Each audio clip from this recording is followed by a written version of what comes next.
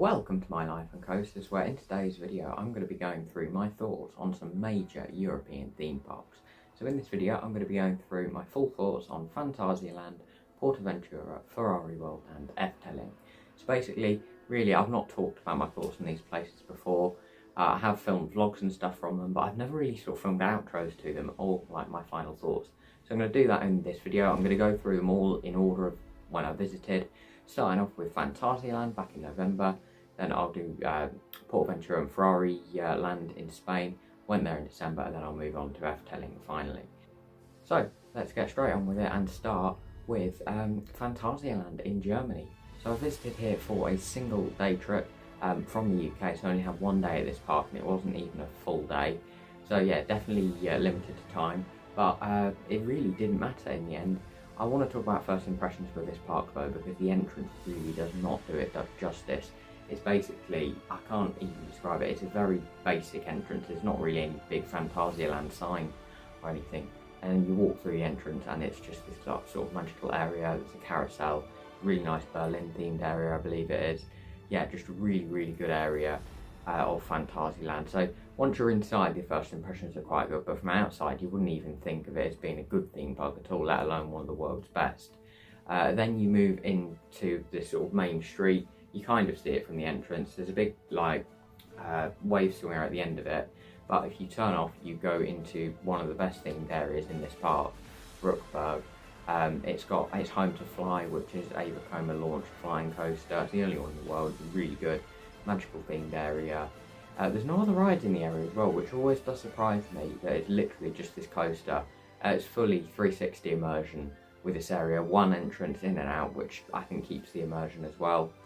There's theming everywhere you look. When you're on the ride, there's theming everywhere. There's even a hotel at the back of it. And then you join the queue. It's a very long queue line. It does take about 10 minutes to walk in total.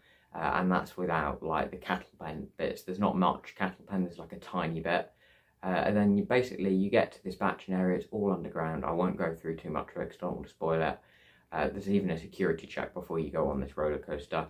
There's some really cool sort of indoor bits before you go outside.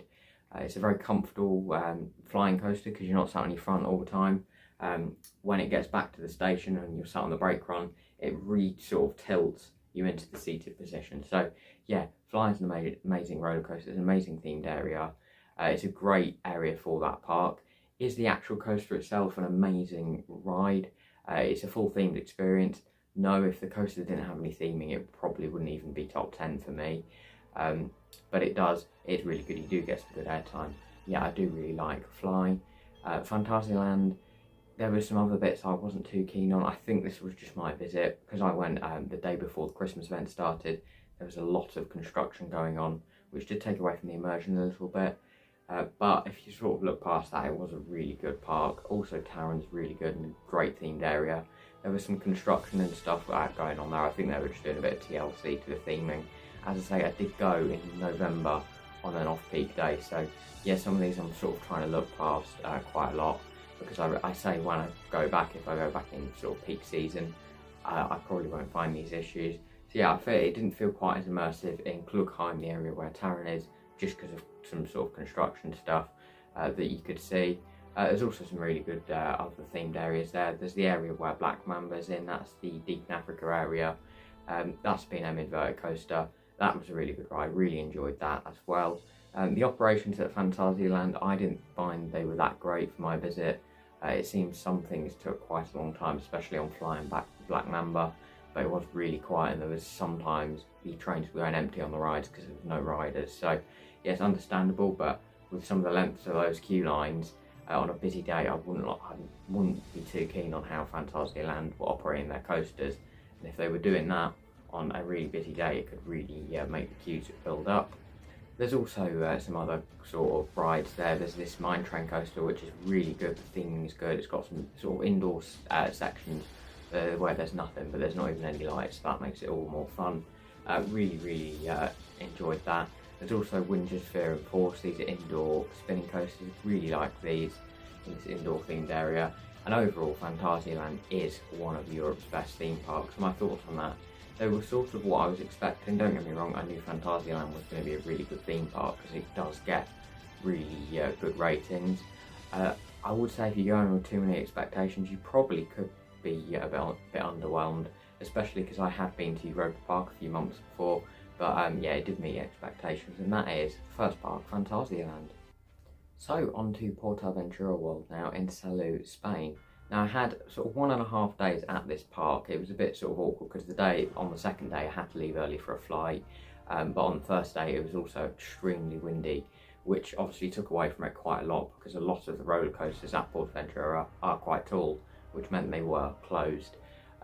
So I turned up, basically the only roller coaster or only sort of big roller coaster that was open was a family indoor coaster, which did have a queue of 2 hours and 40 minutes. Now this was kind of justified because it's a relatively new ride, opened in 2023, so like 19 months before my visit, but I say new, that's still like nearly 2 years old, so yeah, that queue was quite long, so I didn't join that. I ended up walking around the park for about an hour. Obviously it's hard to navigate a park for the first time. I do quite like that. It was a bit of a confusing layout, a lot of dead ends. Eventually I did find another roller coaster, that was Tammy, a family coaster. So yeah, my first impressions weren't great, but as the sort of day went on, I got on some more rides, so I finally went and did the indoor coaster. I had to queue about an hour and 10 minutes for that. Did Furious Baco, the wing coaster at the entrance. Had to queue like 20 minutes for that. So overall, it was a lot busier than I was expecting, which I think sort of hurt my thoughts on Portaventura because so many of the rides were closed. The other rides were getting busier basically. But it did sort of pull it back a bit on the second day because the main sort of reason for visiting that park, Shambhala, was open. Managed to get 7 rides on it. Really enjoyed it. It was an amazing coaster. Probably my favourite coaster to have a lift hill instead of a launch. Very much enjoyed it, and overall the theming around Portaventura I think is very good. It's sort of it's more spread out than somewhere like Phantasialand, so it's not completely immersive, but I think the theming they sort of did have was very good, and there wasn't really anything that wasn't themed. I mean, especially areas like Far West, they were fully immersive in places like that. And overall I think it's a great park. I'd love to go back in the summer because it was very cold, but I don't know if that's going to make it a lot more busy, which I think it could do. Now, on the same property as Portaventura, there is a second gate, and that is Ferrari Land. Now, I've got to say, again, this was on the first day I visited here in the evening. The park opens at 5 PM and it stays open through until 10 PM. It was very windy. Got into the park, it did not look like Red Force was going to open. We were told it wasn't going to open. So went round to some of the other rides. Bearing in mind, Ferrari Land is basically a park for Red Force. There is some other stuff, just it wouldn't really form a theme park on its own without this big roller coaster, because it didn't really feel, it just felt very incomplete without that roller coaster. It was still a nice park, it felt very modern because it only opened 8 years before my visit, or not even 8 years, I think it was 6 or 7 years, but it just felt like it was lacking something. The queues were quite big, but yeah, overall I thought it was a good park. Then something unexpected happened just as I was leaving the park. Red Force opened, so I went back into the park, got I think 9 rides on there in the end, so they had a lot of rides in like the space of an hour.